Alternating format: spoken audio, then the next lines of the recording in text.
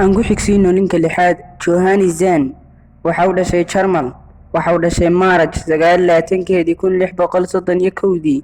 Waxa uu dhintay Juun 27 1707. Da'da markuu dhintay waxa uu ahaa 76 jir.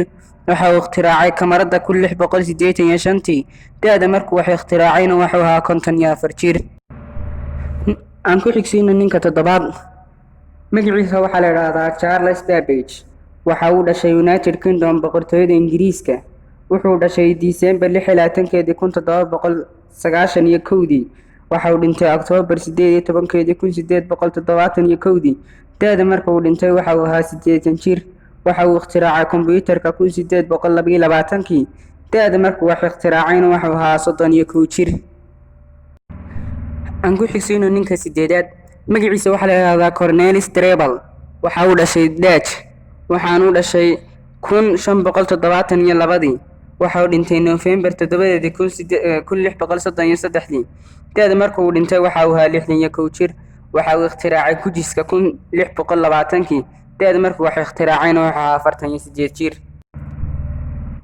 Ninka ku xiga waxaa la yiraahdaa Johannes Kensfeld. Waxa uu dhashay Jarmal. ilaa haatan lama garanayo taariikhda saxda ah ee uu dhashay, laakiin waxaa la sheegaa waqtiga uu dhintay inay ahayd February 3 1468. waxa uu ikhtiraacay daabacaadda amba printing presska loo yaqaano afka Ingiriiska 1440. aan soo qaadanay ninkii ugu dambeeyay taxanaheena inagu noqday labada fiideo. Magaciisa waxaa la yiraahdaa George Defoe. Waxa uu dhashay America. wuxuu dhashay February 20 1912. waxa uu dhintay August 11 2011. da'da markuu dhintay wuxuu ahaa 99 jir. waxa uu ikhtiraacay robot-kii ugu horeeyay. da'da markuu wax ikhtiraacayna wuxuu ahaa 42 jir. haddaad ku cusub tahay daawada kanaalkayga ayna tahay markii koobaad aad soo booqatay kanaalkayga, ha ilaawin inaad taabatid calaamadda subscribe isla markaana riixid calaamadda gambaleelka si aad noqotid qofka ugu horeeya daawada waxyaabahan soo galno. sidaas iyo nabadgelyo intaan ku kulmi doono barnaamijka lamid ah.